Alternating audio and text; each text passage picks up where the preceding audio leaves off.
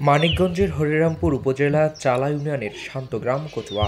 ভোরের প্রথম আলোয় যখন সোনালি আভা ছড়ায়, ঠিক তখনই টুটুল আহমেদের লাউক্ষেত দেখা মেলে অন্যরকম এক দৃশ্য। মাচা জুড়ে ঝুলে থাকে টসটসে সবুজ লাউ, এ যেন পরিশ্রম, সময় আর যত্নের রঙে আঁকা এক জীবন্ত ছবি। ব্যবসার ব্যস্ততার বাইরে কৃষিকেই নিজের জীবনমুখী পথ হিসাবে বেছে নিয়েছেন এই তরুণ। আমার এই যে টোটাল 1 বিঘা কাছাকাছি আর কি, 1 বিঘা লাউয়ের মতো।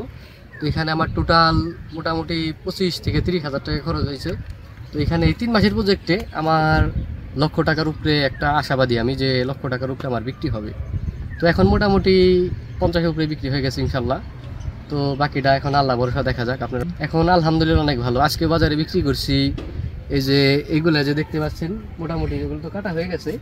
তো বাজারে বিক্রি করছি 70 টাকা 80 টাকা পিস। আর কিছু ছোট ছিল, এই যে সাইজ ছিল, ওইগুলো 30 টাকা 40 টাকা পিস বিক্রি করা হয়েছে।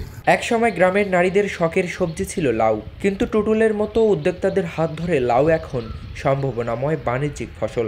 আধুনিক মালচিং পদ্ধতি আর সঠিক ব্যবস্থাপনায় মাত্র 3 মাসে লাখ টাকা আয় করে তাক লাগিয়ে দিয়েছেন তিনি। তার সফলতার গল্প আজ কৃষিকে দেখাচ্ছে নতুন দিগন্ত। এটা আসলে আমাদের ওনাকে দেখে ইন্সপায়ার হওয়া উচিত, যে উনি তরুণ হিসেবে চাকরি না করে এরকম লাউ চাষে উদ্বুদ্ধ হয়ে এত সুন্দর লাউ চাষ করছে।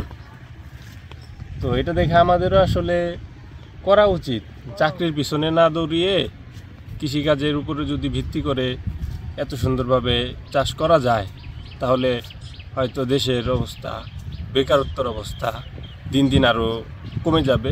মঙ্গলবার সকালে লাউ খেতে কাজের ফাঁকে কথা হয় টুটুল আহমেদের সঙ্গে।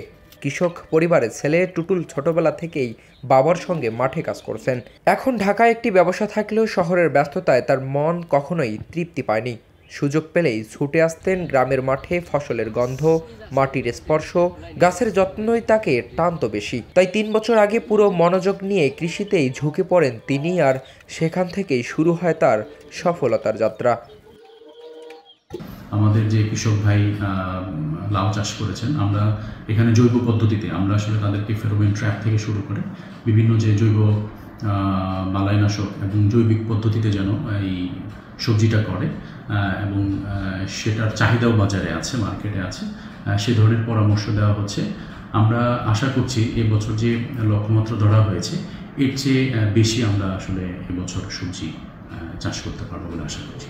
বাজার থেকে বিক্রি নিয়ে যায়, জমিতে চলে আসে, যার না লাগে মানে লাগবে যে বিক্রি শেষে আজ করে 30 না 35 টাকা। তখন